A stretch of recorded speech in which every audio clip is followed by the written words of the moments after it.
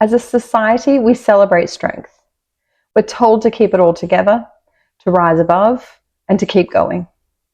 But what if being too strong has been the very thing keeping you from healing, keeping you from connection, and keeping you from strong intuitive power? That's exactly what I'm exploring in this week's podcast. How being too strong can actually quietly and unwittingly block your healing, keep you stuck in old trauma patterns, and dim your intuitive gifts. And what it really, really takes to rise into power without trying to carry it all alone.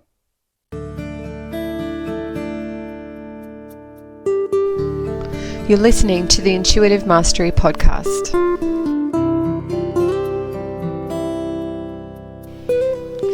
Hi, I'm Kate Connolly, and with over 15 years of intuitive healing and teaching experience, I'm here to help you celebrate intuition and value authenticity to create a world where you have the freedom to live your best life.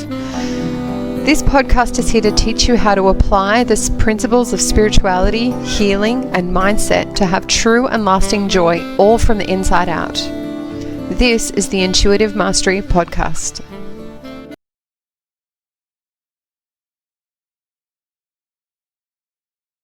Hi, and welcome everybody. It's so nice to see you again. I wanted to talk to you today about how strength can really be one of the worst things that you can hold. Now, for a really long time in my life, I carried strength like a badge of honor. I have an enormous capacity to deal with pain and trauma and drama and neediness and all of the things that really, at the end of the day, are the things that I want to be doing without. I have never been interested in any level of conflict, even though I don't mind healthy conflict in terms of, standing up for my rights and things like that. But unnecessary, consistent conflict is something that I really detest and hate. Neediness is something that I really struggle with. And having to carry everybody except for myself is something that I would rather never do. And yet that's exactly what happened in my life for, I can't even remember how long. And I think it kind of started slowly, kind of step by step with, first I had to parent 2 children alone after my first husband left. And it was an incredibly difficult time, but at the time, all I really had the choice of doing was just suck it up and keep going. Like, you have to do this. There is no one else to do this. And what happened over time, I think, is that as it got more and more difficult to work with this person, and as it got more and more difficult to actually co-parent, I just took all of the responsibility on. I took the financial responsibility, the emotional responsibility, the physical responsibility. And even though that was okay, I never actually gave myself a break from that and stepped forward a few years. And then I've had 2 more kids and a new husband, and now carrying all of them. And throughout this whole time, I've had health things. I've tried to work with my career, helping people, which thank goodness my career has been okay. The rest of it, not so sure about. But it's just been a really fascinating process. And in the last 6 to 12 months, I've entered this incredibly deep healing container. And I hilariously thought about a year ago, no, I'm pretty done. Like, I've done 20 years of really intensive work on myself. I feel pretty good about myself. I feel really clear in my intuitive channel. I feel really strong in myself. And then I started to explore an entirely new depth of healing, and recognizing that if your life isn't exactly what you want it to look like, you're going to have some blocks there. And I was in denial about that truth for a really long time. And then I kind of decided, do you know what? It's not working for me. I've got all of these things that I'm struggling with. I'm carrying so many people energetically and emotionally. My body isn't coping. I really need a break here. I need another tool.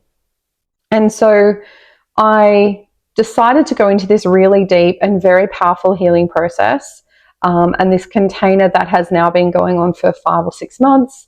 And my goodness, talking about being cracked open, I can't even begin to describe how intense, how difficult, how incredibly emotional this past 6 months has been. It's been quite mind-blowing.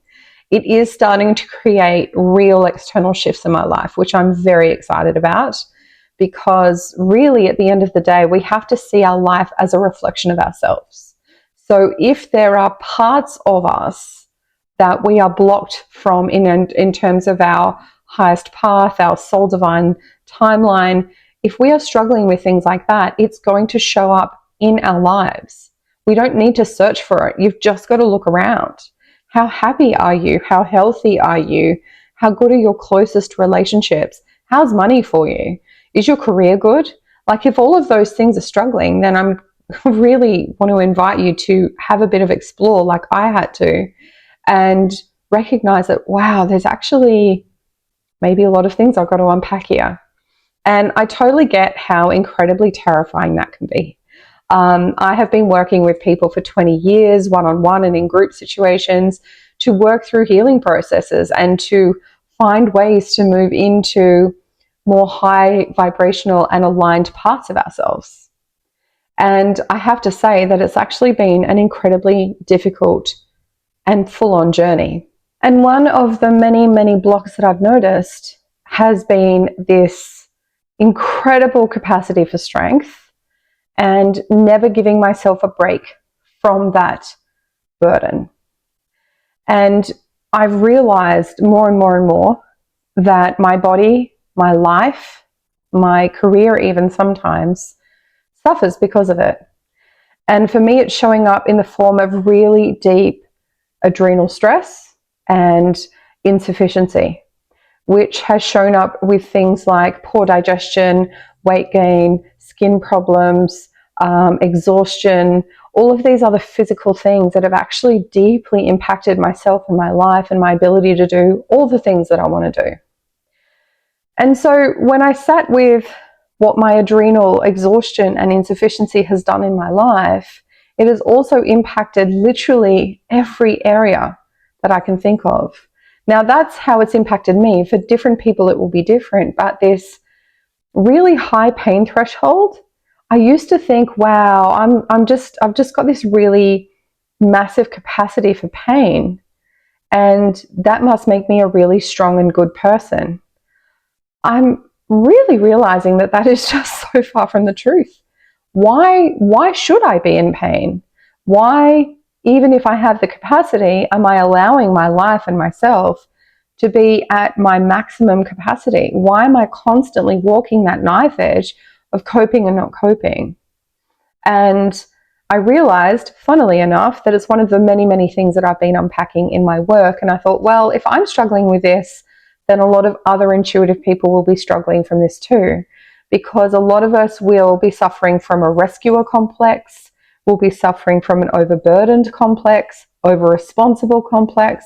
We'll be having all of these different kind of belief systems playing out in our lives. And typically what it shows up is having this massive pain threshold, this massive capacity for stress, therefore making us really strong. But ultimately, at the end of the day, it really does deeply impact every area of our lives.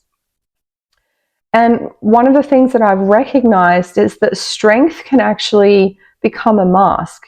It's not necessarily holding us in our deepest kind of integrity. What it's doing is it's actually holding everything in and then creating a disconnection between our body and our intuition.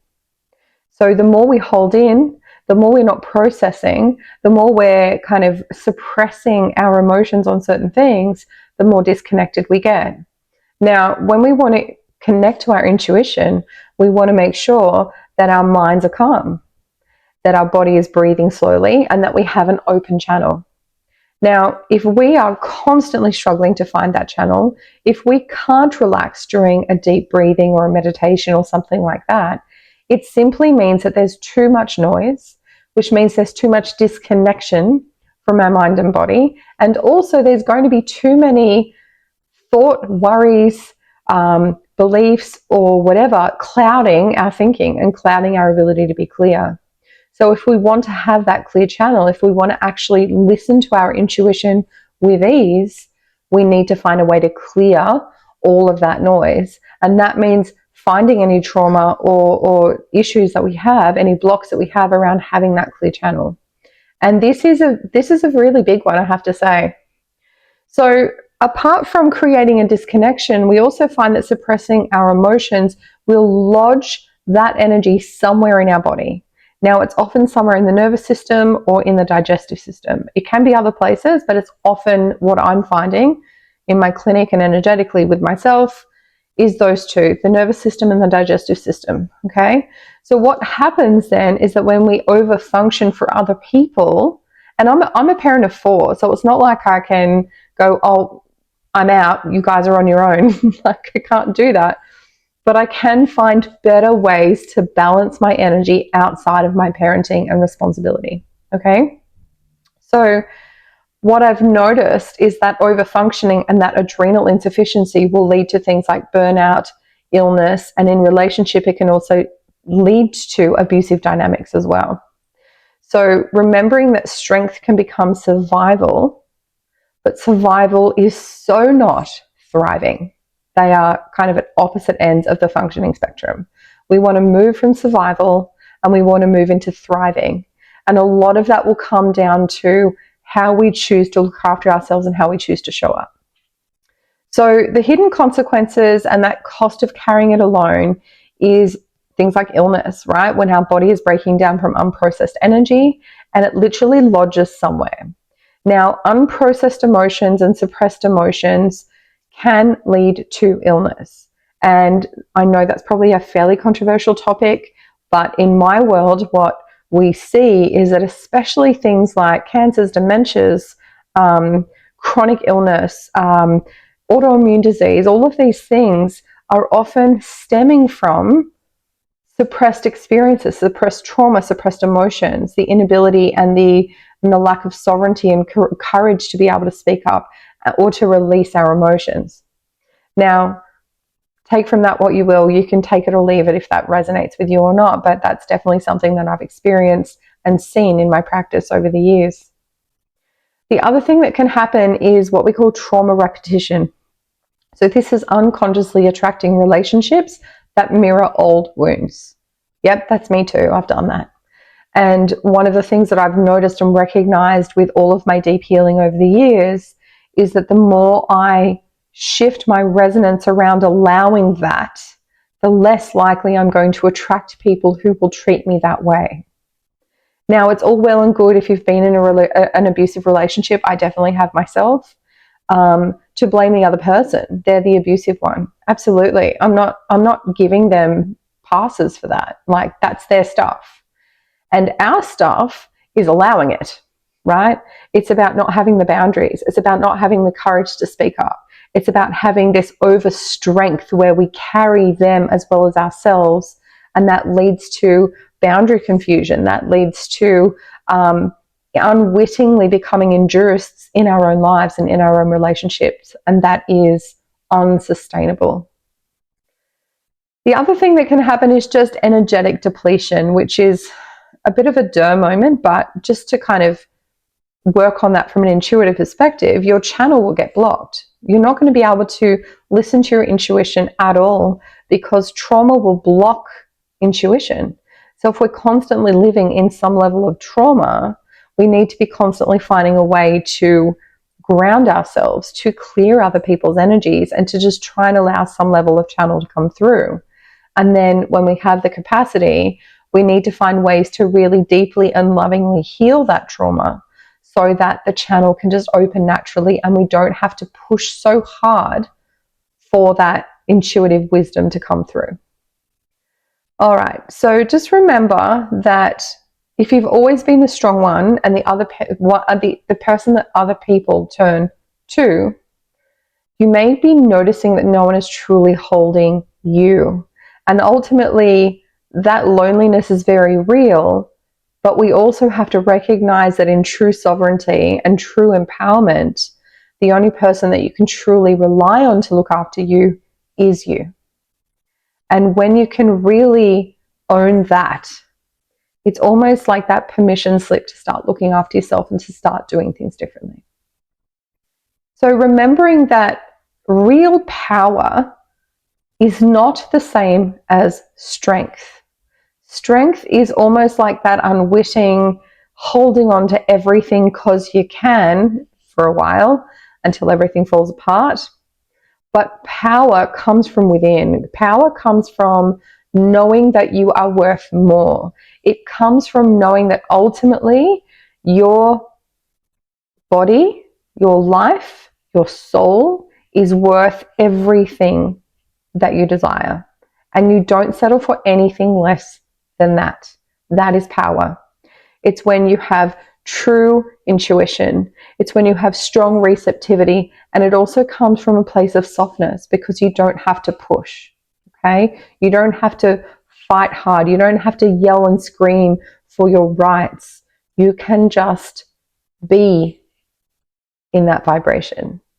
And I have believed this for a very, very, very long time, but it's only since doing extremely deep clearing of some of these belief systems, like it's okay to be too strong, and that's a good thing.